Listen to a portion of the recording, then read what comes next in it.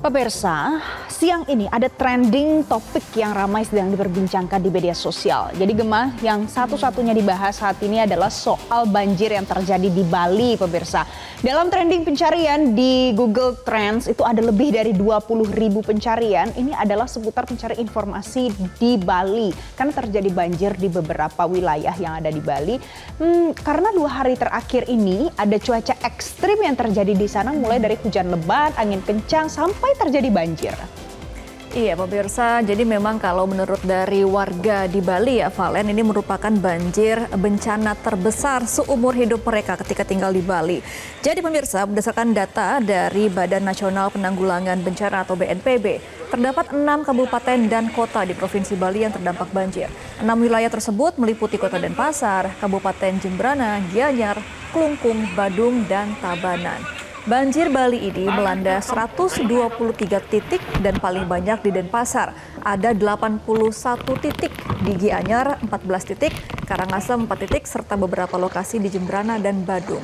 Nah, selain banjir pemirsa, longsor juga terjadi di 18 titik dan sebanyak 16 bangunan dilaporkan jebol. Banjir yang menerjang sejumlah wilayah di Bali membuat warga terpaksa mengungsi. Dan evakuasi warga pun dilakukan oleh tim gabungan yang juga melibatkan TNI serta Polri. Ada juga tim SAR yang mengevakuasi sejumlah wisatawan mancanegara dari kawasan wisata Kuta. Jadi tidak hanya warga lokal saja ya Valen, tapi juga ada wisatawan asing yang terkena dampaknya. Ini kalau kita lihat ada wisatawan juga yang terpaksa naik perahu karet ya. Iya, ini adalah momen pemirsa pada saat mereka terpaksa dievakuasi karena banjir di sana. Kalau saya ajak Anda lihat di visual yang kami dapatkan ini, jadi ketinggian banjir ini bervariasi di setiap lokasi banjir pemirsa. Ada yang informasinya pagi ini sekitar 30-40 cm, tapi ada juga beberapa daerah kalau di gambar ini mungkin ini sampai 1 meter lebih, mungkin 120 cm dan ada banyak orang yang dievakuasi, ada yang terpaksa menggulung pakaiannya, kemudian ada orang tua, lansia yang dievakuasi oleh tim SAR gabungan dengan naik perahu karet di sana. Dan Anda bisa lihat, jadi kemarin malam itu cuaca masih ekstrim di sana, tidak bersahabat. Ada hujan lebat, kemudian angin kencang, dan kita bisa lihat sungai di gambar ini itu arusnya cukup deras. Ini semua terjadi karena cuaca ekstrim pemirsa. Bahkan menurut Pangdam 9 Udayana, Majen TNI Pie Budianto, data korban jiwa dari peristiwa banjir ini bahkan bertambah pemirsa. Kalau kemarin disebutkan itu ada 9 orang yang menjadi korban jiwa, per hari ini totalnya ada 13 orang. Saya mau ajak Anda, kita akan simak apa yang disampaikan oleh Pangdam 9 Udayana, Majen TNI Pie Budianto terkait dengan jumlah korban jiwa berikut ini. Sudah 13 korban yang ditemukan dalam kondisi meninggal dunia. Selanjutnya kita akan berfokus masih ada 2 korban yang dilaporkan belum diketemukan. 2 korban ini proses pencariannya dilakukan di area pertokoan ini atau seperti apa nantinya Pak? Betul, sesuai dengan informasi dari pihak keluarga melaporkan yang mempunyai unit ruko di daerah Jalan Sulawesi ini, masih ada 2 orang anggota keluarganya yang belum diketemukan. Untuk itu kita segera melaksanakan pencarian dan semuanya juga kita meminta informasi kepada masyarakat apapun apabila ada keluarganya atau sanak famili yang masih belum diketemukan segera menghubungi kita. Iya pemirsa, seperti tadi Valen bilang ya bahwa sebelumnya ada 9 korban terkonfirmasi dan sekarang 13. Kalau sebelumnya 9 korban jiwa ini telah terdata, yakni 4 korban jiwa di wilayah Denpasar dan 1 wilayah Badung, dan 2 korban lainnya ini di Gianyar serta 2 korban jiwa lainnya di Jembrana. Salah seorang korban meninggal dunia di Jembrana yaitu seorang ibu hamil. Saat kejadian pemirsa, korban sedang berboncengan dengan sang suami untuk mengungsi saat banjir datang. Namun naas, motor mereka terseret arus banjir hingga kemudian korban ditemukan meninggal dunia. Sementara itu, BNPB bersama dengan pemerintah Provinsi Bali pun menetapkan status darurat bencana selama 1 pekan ke depan. Penetapan ini menyusul banjir yang melanda sejumlah wilayah di Bali dan menyebabkan korban jiwa serta kerusakan di berbagai wilayah. Kepala BNPB Letjen TNI Suharyanto juga mengatakan status darurat yang semula akan ditetapkan selama 2 pekan, akhirnya dipersingkat menjadi 1 pekan saja. Hal ini dikarenakan penanganan banjir dinilai cukup cepat dan tidak terlalu meluas. Jadi kita harapkan memang akan semakin surut ya Valen ya banjirnya untuk hari ini juga besok. Iya, mudah-mudahan ya kalau cuacanya mulai bersahabat dengan masyarakat yang ada di sana, kemudian tim SAR gabungan yang sedang melakukan proses evakuasi dan juga pencarian korban.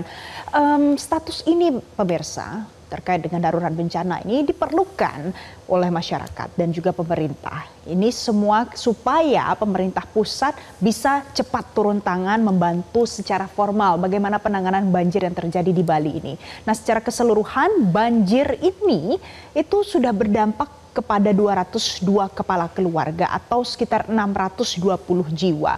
Dan ada banyak sekali orang yang mengungsi, bahkan informasinya pemirsa ada ribuan warga yang terdampak dari banjir ini. Nah, bencana banjir yang melanda sejumlah wilayah wisata juga di Pulau Dewata menurut BMKG ini benar karena cuaca ekstrim, karena aktifnya gelombang Rossby ekuator. Itu adalah gelombang atmosfer yang bergerak ke arah barat dan di sekitar garis khatulistiwa. Pemirsa, saya mau ajak Anda langsung, kita akan lihat bagaimana situasi terkini di sana. Sudah ada rekan kami, jurnalis Metro TV Belinda di Bali. Kita akan lihat bagaimana penanganan terkini. Belinda, selamat siang Belinda.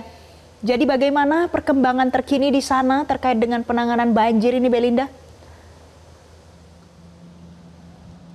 Selamat siang, Gemma, Valen, dan pemirsa. Penanganan banjir di Bali ini terus dilakukan dari tim SAR gabungan, baik TNI, Polri, juga dari Basarnas, BPBD. Ini juga terus melakukan upaya untuk pengembalian kondisi pasca banjir. Di antaranya di tempat saya melaporkan saat ini, Gemma, Valen, ini adalah salah satu titik terparah. Ini berada di antara Pasar Kumbasari dan juga Pasar Badung, di mana di samping saya ini adalah aliran sungai Badung yang pada Selasa malam aliran ini yang cukup parah, tingginya kira-kira mencapai 6 meter. Kita bisa saksikan pemirsa di layar kaca Anda bahwa sampah-sampah di pohon-pohon itulah yang menandakan seberapa tinggi air pada hari Selasa malam. Dan tadi saya sudah sampai mencoba di titik terbawah dari sungai itu karena ini sudah surut. Saya merasakan begitu tingginya air, saya bisa membayangkan karena kalau saya berada di bawah ini ke arah atas ini sangat tinggi, kira-kira diperkirakan hingga 5-6 meter. Dan di basement dari Pasar Badung ini masih dilakukan penyedotan hingga sekarang dan ini berlangsung cukup lama ya, mulai pagi tadi hingga saat ini proses penyedotan masih berlangsung. Mengingat karena di Pasar Badung ini juga cukup parah, ada 2 lantai parkir basement.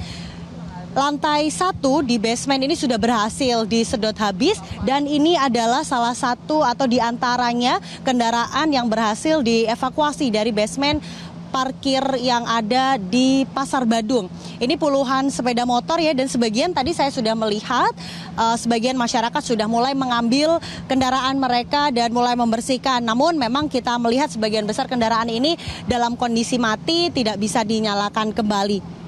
Dan tidak hanya kendaraan roda 2 ini, Gemma, Valen, dan juga pemirsa, di lantai kedua atau lantai paling dasar basement parkir di Pasar Badung ini, saat ini kami melihat air masih mengenang karena aksesnya cukup susah, kira-kira tingginya 8 meter sehingga cukup banyak air yang harus dikeluarkan dan aliran dari dalam Pasar Badung ini memang diarahkan ke Sungai Badung. Dan kalau bisa saya gambarkan dari video yang beredar, di aliran sungai inilah yang menyebabkan gedung pertokoan yang ada di Jalan Sulawesi itu roboh. Dan di titik itulah kami tadi mendapatkan update bahwa pencarian 2 korban yang masih hilang ini difokuskan karena diduga berdasarkan laporan dari anggota keluarga.